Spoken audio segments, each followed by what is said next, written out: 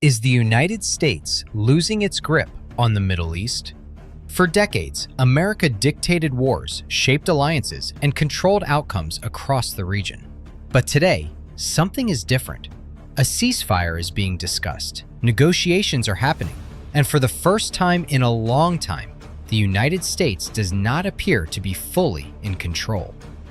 Welcome to Story of the World, a channel where we explore history, ideology, and global affairs, connecting past events with present realities to understand how power, strategy, and belief systems shape our world. Recent developments have revealed a rapidly changing geopolitical landscape. Talks between the United States and Iran are now taking place, with Pakistan hosting the negotiations. At the same time, tensions continue across multiple fronts, from Lebanon to the Strait of Hormuz and across the Gulf region.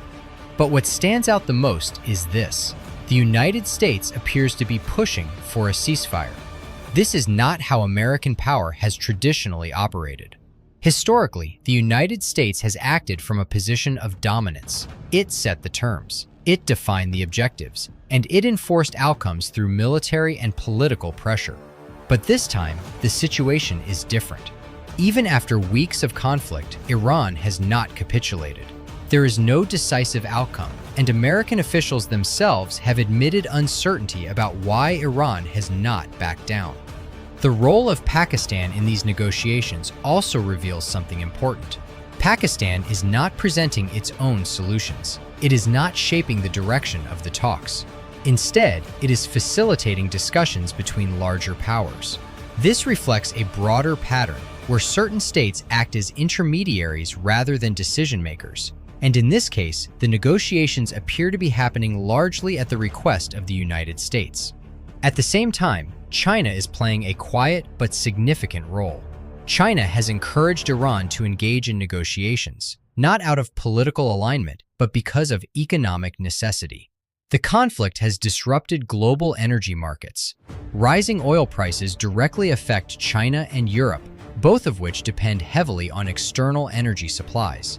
For them, stability is critical. The Strait of Hormuz has become one of the most important pressure points in this conflict. This narrow passage controls a major portion of global oil flow. Any disruption here has immediate global consequences. But interestingly, the United States is less directly affected compared to others. In some cases, higher oil prices can even benefit its economic structure. This shifts the pressure toward other global economies. Despite its military strength, the United States now faces a different kind of challenge. Its objectives are not clearly defined. At times, the focus appears to be nuclear capabilities. At other times, it shifts to regional control or political leadership. Even within its own institutions, there are visible disagreements on strategy, and this lack of clarity reflects a deeper issue. The Middle East is no longer a region where one power can dictate outcomes.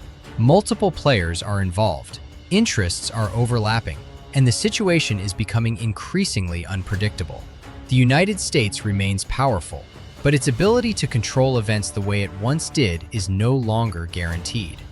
The question is no longer whether America is present in the Middle East. The real question is, can it still shape the region the way it once did?